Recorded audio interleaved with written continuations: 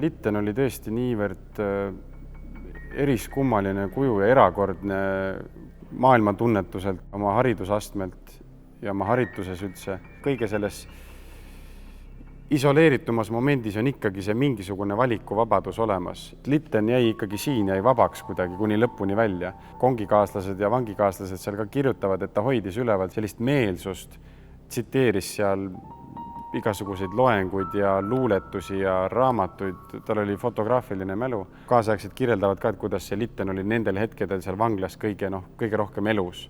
Kõige koledamas hetkes ta nägi ikkagi mingisugust lootuse kiirt, natukenegi kõike seda hoida inimlikul tasandil.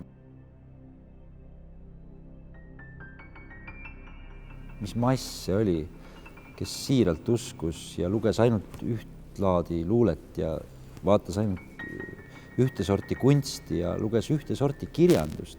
Kõik teised olid kohe ärritust tekitavad. See lõpuks läks fanatismiks ja usuhulluseks.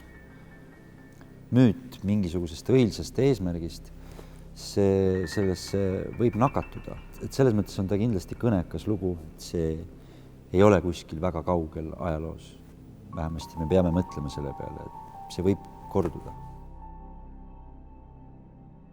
Selle materjali puhul juhtusid kaks asja korraga. Esiteks see lugu, ma usun, et kõik, kes seda lugu näevad, et see on väga liigutav inimeste elusaatus nii ekstreemsetes tingimustes.